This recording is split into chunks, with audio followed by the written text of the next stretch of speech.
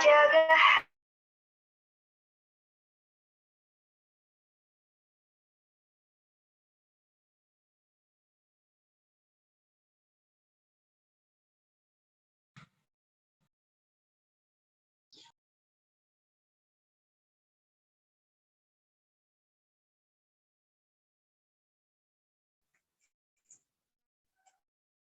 Balik itu.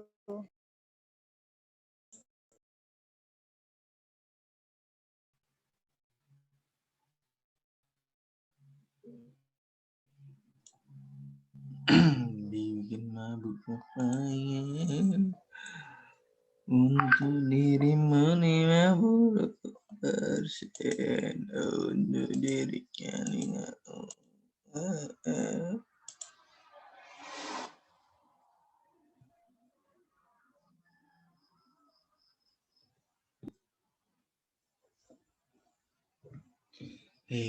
Apa sih ini?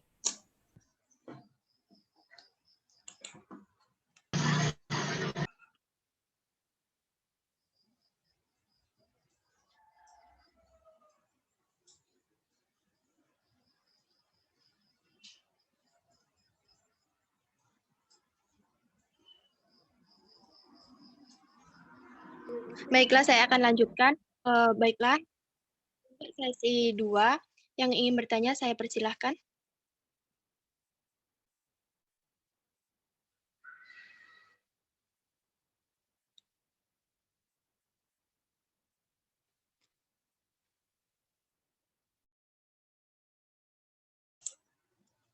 Izin bertanya moderator. Baik, saya persilahkan kepada Dwi Rahmat. Assalamualaikum warahmatullahi wabarakatuh. Saya Dwi Rahmat Khaironi dengan NIM A1D1202142. Izin bertanya kepada kelompok 4. Coba jelaskan hikmah apa yang kita bisa ambil dari perkembangan Islam pada saat ini yang kita tahu bahwa Islam sekarang ini banyak penyimpangan. Sekian, terima kasih. Baik, terima kasih kepada Dwi Rahmat. Saya mohon untuk menuliskan pertanyaan di kolom chat.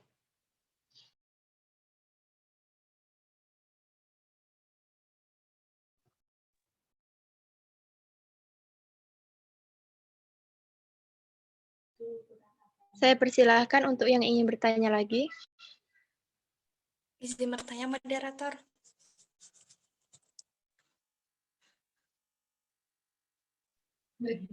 Iya, saya persilahkan. Assalamualaikum warahmatullahi wabarakatuh. Perkenalkan, nama saya Endang Nepreni dengan NIM A1D1202144. Mohon izin bertanya kepada kelompok penyaji. Jelaskan latar belakang masuknya Islam ke Indonesia. Terima kasih.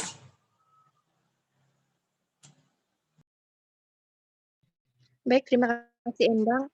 Saya mohon untuk menulis pertanyaan di kolom chat.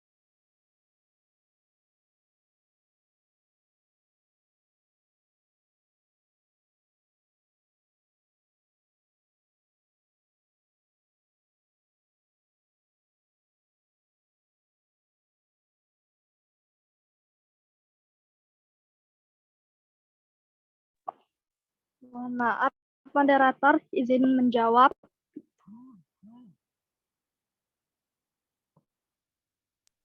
Baik, saya persilahkan Sela. Saya akan menjawab pertanyaan dari Dwi Rahmat Khaironi dengan pertanyaan, coba jelaskan hikmah apa yang bisa kita ambil dari perkembangan Islam pada saat ini yang kita tahu bahwa Islam sekarang ini banyak penyimpangan. Masyarakat Indonesia dikenal sebagai masyarakat religius, berketuhanan yang Maha Esa, ramah, sopan, serta menjunjung tinggi nilai-nilai budaya. Tetapi mengapa masih banyak dari mereka, termasuk para penjabat, melakukan penyimpangan seperti perampokan, pencurian, perjudian, pembunuhan, pembajakan, Mengapa terjadi penyimpangan?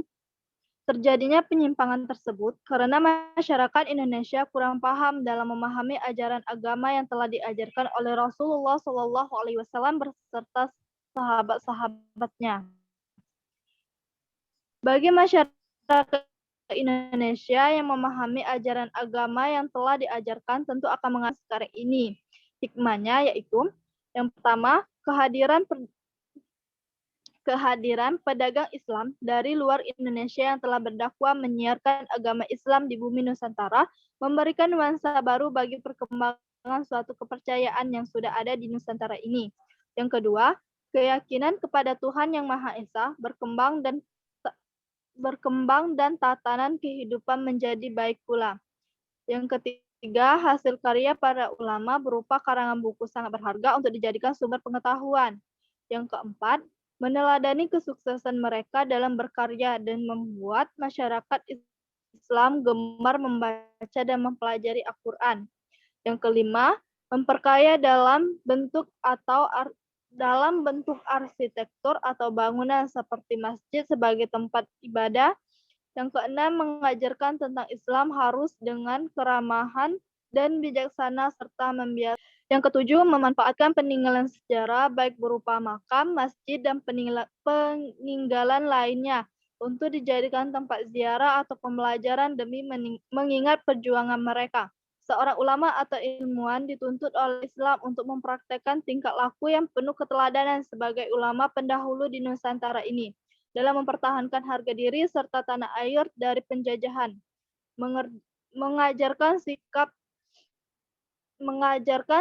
tetap bersatu, rukun, dan bersama-sama, mempertahankan negara Indonesia dari ancaman luar maupun dalam negeri, menyadari bahwa perjalanan sejarah perlu dijadikan sebagai pemikiran dan peneladanan orang-orang yang beriman, terutama keteladanan dan perjuangan para ulama untuk dipraktekkan oleh generasi mendatang dalam menentukan masa depan umat dan masyarakat.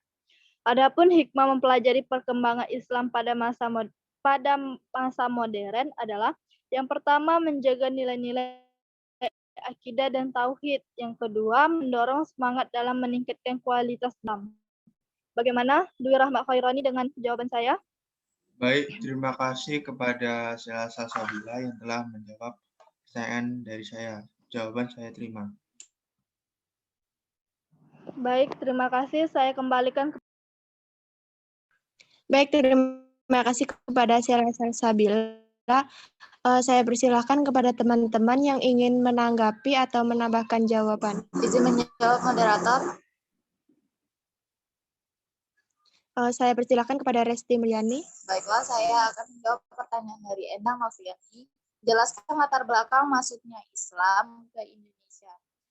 Latar belakang masuknya agama Islam ke Indonesia yakni diantaranya adalah terbagi menjadi dua sebab.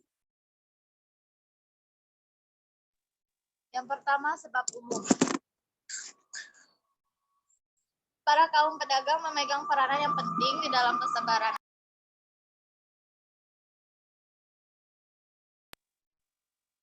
persebaran agama dan kebudayaan Islam.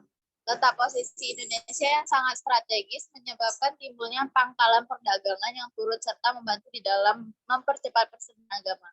Yang kedua, ada sebab khusus, yaitu terjadinya pembauran atau pencampuran antara pedagang dari berbagai bangsa dan juga pembat. Dengan adanya pembauran tersebut, terjadilah aktivitas saling memperkenalkan dan memberitahu tentang adat istiadatnya, budaya, bahkan agama yang dianut.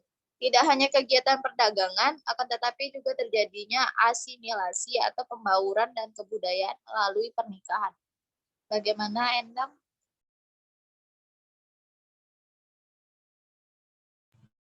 Baik, terima kasih Lesti. Baik, terima kasih kepada Resti yang telah menjawab pertanyaan dari Endang. Baiklah, untuk sesi 2 saya tutup untuk sesi tanya jawab. Baiklah, perkuliahan hari ini telah selesai. Saya sebagai moderator apabila banyak salah kata, saya mohon maaf yang sebesar-besarnya. Saya mewakili dari kelompok 4 apabila kami mempunyai kesalahan dalam pengucapan, baik itu disengaja dan tidak disengaja, kami mohon maaf. Marilah kita berdoa menurut agama dan kepercayaan masing-masing. Berdoa mulai.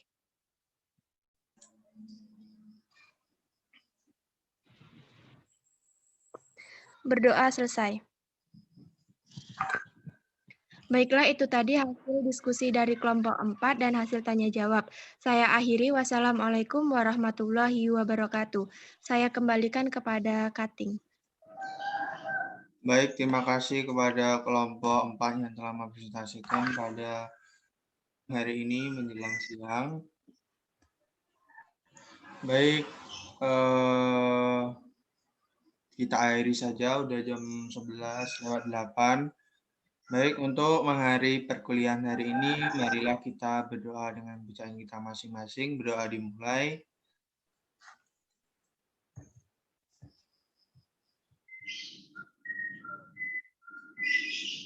Berdoa selesai.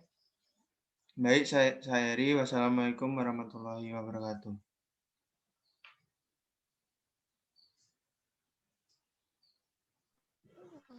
Nggak jawab nih.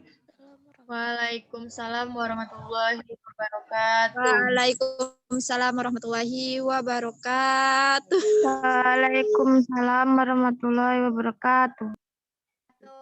Masih jam 11 loh ini. Doa penutupnya Belum buka. 2 ya, Bun?